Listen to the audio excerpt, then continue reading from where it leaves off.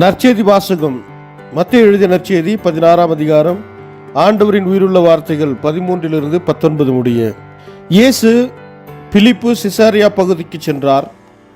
அவர் தம் சீடரை நோக்கி, மானிட மகன் யார் என்று மக்கள் சொல்கிறார்கள் என்று கேட்டார்.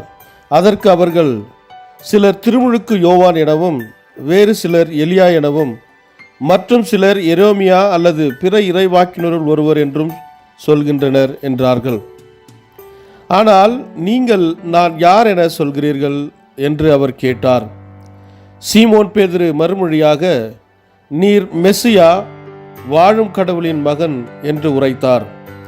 அதற்கு இயேசு, யோனாவின் மகனான சீமோனே, நீ பேறு பெற்றவன். ஏனெனில் எந்த மனிதரும் இதை உனக்கு வெளிப்படுத்தவில்லை, மாறாக விண்ணகத்தில் உள்ள என் தந்தையே வெளிப்படுத்தியுள்ளார். ஏனெனில் எந்த மனிதரும் இதை உனக்கு வெளிப்படுத்தவில்லை, மாறாக விண்ணகத்திலுள்ள என் தந்தையே வெளிப்படுத்தியுள்ளார். எனவே நான் உனக்கு கூறுகிறேன், உன் பெயர் பேதுரு. இந்த பாறையின் மேல் என் திருச்சபையை கட்டுவேன். பாதாளத்தின் வாயில்கள் அதன் மேல் வெற்றி கொள்ளா.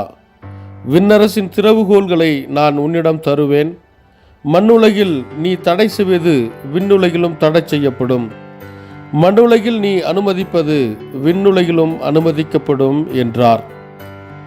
இது வாழ்வு தரும் கிறிஸ்துவின் நற்செய்தி. கிறிஸ்துவே உமக்கு புகழ்.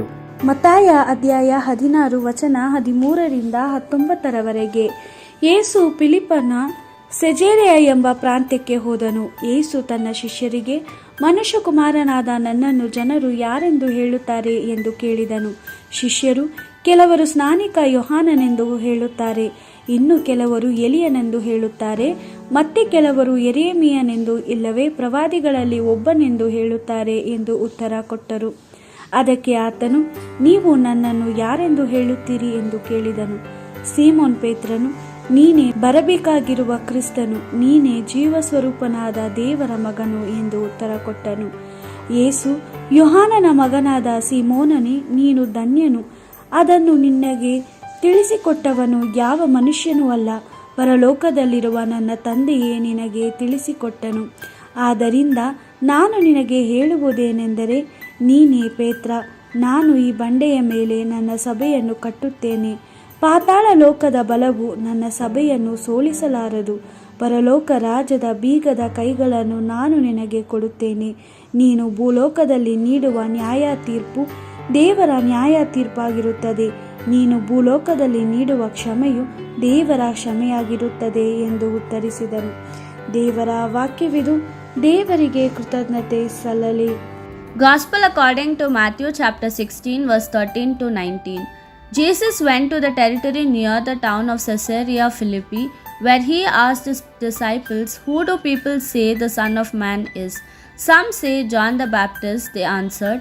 "Others say Elijah, while others say Jeremiah or some other prophet." "What about you?" he asked them. "Who do you say I am?" Simon Peter answered, "You are the Messiah, the Son of the living God." "Good for you, Simon, son of John," answered Jesus, "for this truth did not come to you from any human being, but it was given to you directly by my Father in heaven. And so I tell you, Peter, you are a rock, and on this rock foundation I will build my church, and not even death will ever be able to overcome it. I will give you the keys of the kingdom of heaven. What you prohibit on earth will be prohibited in heaven, and what you permit on earth will be permitted in heaven." The Gospel of the Lord. Praise to you, Lord Jesus Christ.